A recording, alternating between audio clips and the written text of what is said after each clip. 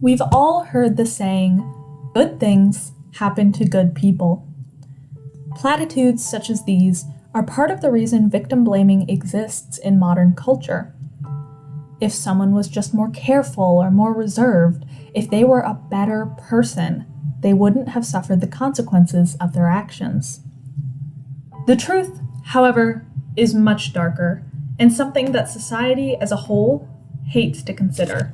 Sometimes, bad things, even terrible things, happen to the best people. Sometimes, those people couldn't have done a thing to prevent it, despite what people suggest or claim. This is one such heartbreaking story. Today, we'll discuss the case of 17-year-old Laurie Lynn Partridge. Laurie Lynn Partridge was the eldest child of Ken and Mary Partridge. She had 3 younger sisters named Taryn, Cindy, and Kimberly, and 1 younger brother. She was a heavily religious girl and loved playing the guitar, even teaching her younger sister, Kimberly, how to play. She and her siblings spent their childhood in California until her parents decided to move the family from Fountain Valley, California to Spokane, Washington. Laurie was entering her senior year of high school during the move, and as a result, wasn't very happy about relocating. She was forced to leave behind her lifelong friends, after all, and she made her discomfort with the situation well known. She told her parents at one point that she hated the school and the people in it. However, Laurie quickly changed her tune. While I, of course, never knew Laurie personally, she seems to be a very resilient girl. Despite the difficulties of uprooting her entire life at the beginning of her senior year of high school, she was able to make the best out of her situation. Laurie got a job at the Lincoln Heights Theater and got involved with the school newspaper and drill team. She even broke up with her boyfriend in California, whom her parents had never really approved of, and got involved with the 20-year-old Spokane boy whom her parents loved almost as much as she did. She was so enamored with her new boyfriend, in fact, that they decided to go shopping for engagement rings in early December. Her dream was to move to her boyfriend's farm, marry him, and raise livestock and children with him. Laurie generally seemed like a well-adjusted girl who, despite facing some difficulties, knew what she wanted from the future and wasn't afraid to take it. Unfortunately, the young woman would never get the chance to see her dreams come to fruition. On December 4th, 1974, mere days before she and her boyfriend were going to look at engagement rings, Laurie went to the administrative office at Joel E. Ferris High School, complaining of menstrual cramps. She called her mother and father, but both were working and therefore couldn't come pick her up. They both encouraged her to just wait and take the bus home at the end of the day. Laurie didn't have her own car, so she could either stay at school or walk the 2 miles to the family's home. Laurie chose the latter option, hoping the fresh air would alleviate her cramps. Since Laurie technically had enough credits to graduate at the time, she was allowed to end her school day early, as is the custom for many high schools. She used this privilege to leave school without notifying anyone in her family besides her little sister, Cindy. Cindy was later picked up by their mother and mentioned that Laurie had decided to walk home hours earlier. Her mother was concerned because Laurie wasn't at home, but decided not to worry too much. She sent her husband and son out to question some of the neighbors, but none of them had seen Laurie either. The family was sent into full-on panic mode when Laurie failed to show up for her job at the theater. She was reported missing at this time, but the police automatically assumed that her case was that of a runaway. I've said this before, and I'll say it again. Even if a child has run away of their own accord, it is still the job of the police to find that child. Despite the fact that the child chose that course of action, he or she is still a child and is at risk of encountering harm or danger. However, this doesn't even apply to Laurie. Her family was very transparent about her initial difficulties fitting in, but were also upfront about all the extracurriculars she had become involved in and the healthy relationship she had with her new boyfriend. They made it clear that Laurie would never run away, not back to California to reconnect with friends or to get with her ex-boyfriend. In fact, Laurie had gotten the chance to return to California earlier. At the height of her misery, her parents had sat down with her and discussed the possibility of sending her to live with her friends in Fountain Valley for the remainder of the school year. That was around the time she got involved with the Spokane community, however, so Laurie turned down their offer. One boy who lived in their neighborhood claimed that Laurie had run away, however, but his claim is mentioned so rarely and doesn't factor into any of the main information sites about Laurie that I simply don't believe him. However, since I don't have more details on his admission, I can't completely write it off and wanted to share it here. But personally, I don't think Laurie ran away. I think something terrible happened to the teenager that fateful winter afternoon. Luckily, the police quickly rescinded their original opinion on Laurie's case, although the family still feels as though valuable time was lost before that happened. The case was identified as a non-family abduction and remains classified as such to this day, although very little new information has come forward about Laurie's disappearance. The teenager was last seen at the intersection of 37th Street and Havana Street by a man shoveling snow from his driveway. Some witnesses saw a green Pinto in the area that was potentially following Laurie, and another witness supposedly saw a similar-looking Pinto with a girl matching Laurie's description in the back days later. This Pinto has never been tracked down, and the sighting of a girl in its back seat has never been confirmed. Quickly, I need to establish this particular area of Spokane, Washington. At the time, the school was next to a residential neighborhood. Laurie was last seen by this neighborhood at the intersection I mentioned earlier. After this neighborhood ended, fields sat between it and the next stretch of houses. Police guess that Laurie vanished while crossing this barren stretch of land. With nothing but fields surrounding her, it would have been easy to snatch the teenager without witnesses. However, there is one supposed witness. A 14-year-old girl had been riding her horse in these fields and saw a girl and a man standing in the tall grass. The girl matched Laurie's description and looked to be wearing the clothes she had when she disappeared. The man was Caucasian and in his 40s or 50s. The pair was standing next to a white truck with a dark-colored door and a van back end. Most disturbingly, the man was holding a gun. I have to assume the man wasn't directly threatening the girl who was with him with the gun, or else the child probably would have reported the sighting sooner. However, the whole instance was strange enough that when she saw a news report of the missing teenager later that night, the 14-year-old immediately told her mother, and they reported her sighting to the police. I found another article that talks about an identical sighting that was reported in 2011, but there weren't enough details in this article for me to fully understand what they meant. I'm not sure if this means that the 14-year-old's sighting was only released to the public in 2011, or if someone else saw the same scene but only reported it decades later. Many articles claim that the contents of Laurie's purse were discovered by police 2 days after her disappearance at the intersection where she was last seen. However, her surviving family contests this, claiming that they were never told her purse's contents had been found, and that they even contacted the police to confirm that this was just a rumor. The situation is, at the moment, he said, she said, but since the police have never realized what the contents of Laurie's purse were, and it doesn't make sense for her kidnapper to have forced her to drop them, I'm inclined to side with Laurie's family. Again, though, I don't have the full story. With no other sightings or information to go on, Laurie's family was desperate for information. That's when her mother remembered something crucial. Laurie's father had bought Laurie tickets to a nearby Beach Boys concert and wanted to go with her, but had given his daughter the tickets for safekeeping.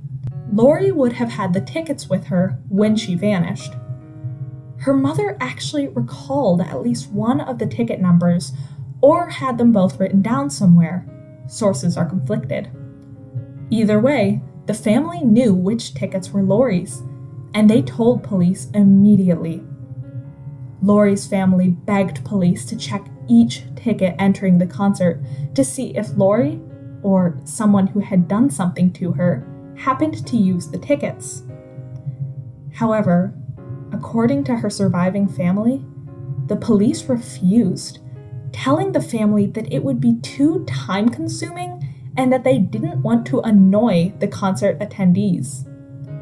A detective spoke on the issue later, though, and said that the police did try to check the incoming tickets, but that the situation was too chaotic for them to effectively check each ticket number. Again, it's a situation of he said, she said. However, while I can't know what this specific concert was like, I know that, from my experience, there are only a few entrance points where tickets are checked and collected. Couldn't they have stationed police officers at each of these entrance points and explained what was happening to entering concertgoers? Yes, it would have taken time, and yes, people would have gotten irritated, but the extra effort might have solved Laurie's case. You see, after the concert was over, police went back and searched for her ticket numbers in the ticket stubs. Both of Laurie's tickets had been used, but now it was too late. They had no idea who had used the tickets. All they knew was that someone had Laurie and had either sold off her tickets or used them themselves. Either way, that person or people got away with their crimes yet again because, regardless of the situation, the police ultimately failed to check the incoming tickets. I cannot imagine the pain that her family went through during the years that followed, but follow-up articles and interviews give glimpses into their lives. Mary, Laurie's mother, never limited her remaining children's lives, not wanting to ruin them with her own paranoia. However, nobody in the Partridge family could return to life as normal, not with Laurie gone. Her disappearance caused such a rift in her parents' marriage that they ended up getting a divorce, although they remarried 10 years later. The family also moved far away from Spokane after Laurie's disappearance, wanting to leave behind the trauma and terrible memories of that place. 3 suspects were officially identified in the case, although many people were interviewed. Laurie's old friends and associates in California were given polygraph tests, but all of them passed. Laurie's boyfriend and soon-to-be fiancé was questioned extensively, but was never named as suspect. The official suspects were never named, but the public knows of at least 2 people who were on police's radar: infamous serial killers Ted Bundy and Stanley Bernson. I am going to preface this portion of the video by saying that serial killers aren't my specialty. I know very little about either of these serial killers, except for the parts that have worked their way into pop culture and those that were mentioned in information regarding Laurie. Please correct me if any of my information is wrong. Laurie fit Ted Bundy's preferences. She was young and stereotypically pretty, with light skin, blonde and strawberry hair, and blue eyes. A receipt shows that the day before Laurie's disappearance, Bundy was in Utah filling up his car with gas. Bundy was known for moving around the country incredibly quickly, so although the trip would have been roughly 11 hours, and he killed someone mere days later in an entirely different state, his involvement isn't out of the realm of possibility. However, this would suggest that Bundy somehow knew Laurie, or at least knew of her. After all, Why would he randomly drive 11 hours from Utah to a small eastern community in Washington state unless he had a fixed victim in mind? Her family doesn't believe this theory, and personally, I don't either. I'm sure Bundy is involved in many more missing persons cases, seeing as he was convicted for 3 and confessed to dozens more hours before his death. Since he is now dead, however, his victims are lost to time. I just personally don't believe Laurie was one of them, nor do her family members. Another theory was that serial killer Stanley Burnson killed Laurie. Laurie's mother requested repeatedly that Burnson be questioned again after his first round of interviewing about Laurie, suggesting that she, at least, suspected his involvement. However, Burnson wasn't interviewed again until 2018, long after Laurie's mother's death in 2004. At that time, Burnson denied all involvement with Laurie's case. There are no other theories, none at least that have been made public. However, that hardly means Laurie's case has been forgotten. Her father, younger brother, and 2 of her younger sisters are still alive, and they are all dedicated to finding her. Kimberly's daughter, especially, has dedicated most of her life to finding out what happened to her aunt. Kimberly was only 10 when Laurie vanished, and her daughter now works with families of those who have disappeared to help them through the horrific experience, presumably encouraged by the story of her missing aunt. She also runs a website where information about Laurie is collected and participates in interviews for local television stations. She pushes for people to discuss Laurie in the hopes that even after all these years, her aunt can be found. Taryn, too, has been known to speak out about Laurie, although she was only 6 at the time of her sister's disappearance, and Cindy has given interviews to local newspapers. Laurie's father rarely speaks of her except in televised interviews, because while he appreciates the publicity that it brings his daughter's case, he is reduced to tears whenever he says her name. The entire family grieves and resents her loss as fervently as if Laurie disappeared yesterday, not decades ago. Kimberly's daughter has stated that the family will never move on, nor will they ever stop fighting for justice for Laurie. Laurie's case is heartbreaking, but not only for the reasons you would expect. It's heartbreaking because even after all these decades, her family continues to fight for her, but the world around them seems to have moved on. Laurie was deeply connected to her entire family and was, by all accounts, a sweet girl with a bright, happy future. That was stolen from her in a single afternoon. In fact, she was so connected to her family that her mother fainted the afternoon she disappeared. Her mother had never fainted before in her life and did so at her workplace, hours before she would discover her daughter's disappearance. When her coworkers revived her, she told them in a panic that her daughter was in trouble.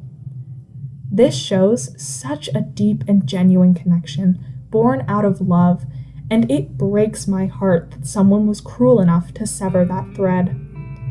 Her family has collectively stated that they believe Laurie is dead. In fact, they believe she died the first day she disappeared, or at least very shortly afterwards. Despite this, they just want to know what happened to their daughter and sister. If nothing else will motivate people to come forward with information, perhaps this will. To the best of my knowledge, there is a $5,000 monetary reward for any knowledge regarding Laurie or her whereabouts. However, the article stating this is several years old, so I cannot confirm whether this reward still exists. Even without the incentive of money, I hope that someone will have the kindness and compassion to help put Laurie to rest. Laurie would be in her early 60s had she not vanished. She stood at 5 feet and weighed about 110 pounds. She was Caucasian and had a mole on her right cheek. Her hair was strawberry blonde, and she had blue eyes. When she disappeared, she was wearing a long, hooded navy blue coat that witnesses compared to a monk's robe, a tan sweater beneath this coat, tan plaid pants, and blue denim shoes with crepe soles. She had with her a brown leather purse embellished with a blue flower design and hanging from a braided shoulder strap. Both her dentals and DNA are available for testing. Please, if you have any information on Laurie, contact one of the numbers in the description below. Please help bring this missing girl home.